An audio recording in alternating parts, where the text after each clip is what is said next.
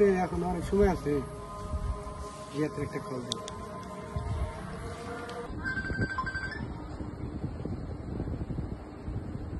Hello, কই তুই? বাসায়। পয়েন্টে আয়। আচ্ছা থাক, আমি রেডি হইতেছি। বিয়েতে তো কল দিলাম, ও তো আসতেছে, আর আবার একটা কল দিই। এখন দিল যাই তো। হ্যালো, কই তুই? আমি বের হয়েছি। বিয়েতে আসতেছে, তুই পয়েন্টে আয়। পয়েন্টে আসোস? 1 মিনিট দ্বারা 5 মিনিট আসতেছি আমি।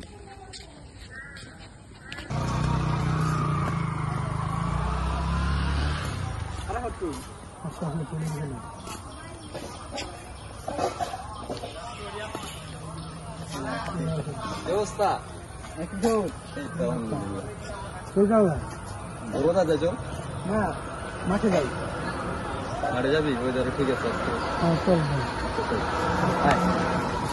কাট।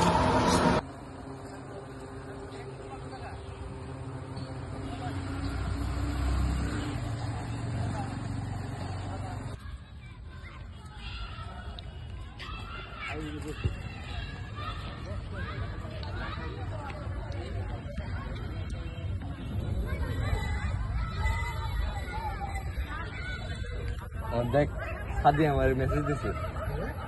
বস বস, গুড লাক। ট্রিট দিবি না? অবশ্যই অবশ্যই ঠিক দিব। আমার জন্য দোয়া করি। হ্যাঁ, ঠিক আছে। ট্রিটটা কিন্তু মাথায় রাখিস।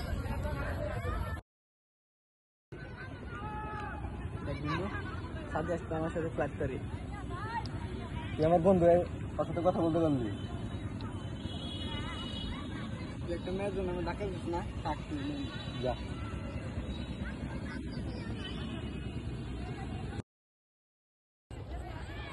দেখ বন্ধু, ওই দিন আর হয়তো একটা মেয়ের জন্য আমাদের ধাক্কা দিচ্ছে।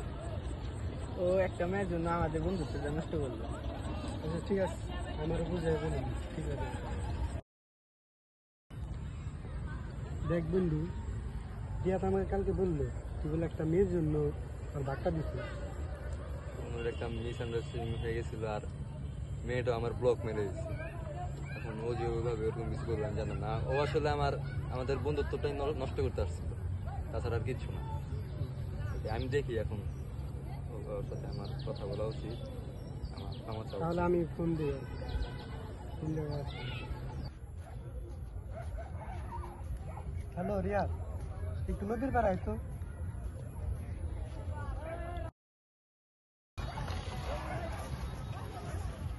কি খবর? ভালো আছো? বন্ধু যা হয়েছিল ওদিনকে মিসআন্ডারস্ট্যান্ডিং হয়েছিল, আমাকে আরে ক্ষমা না করে বন্ধু, দে।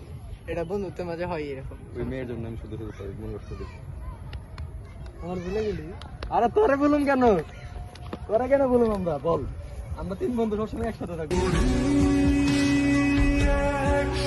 নীলে নীলে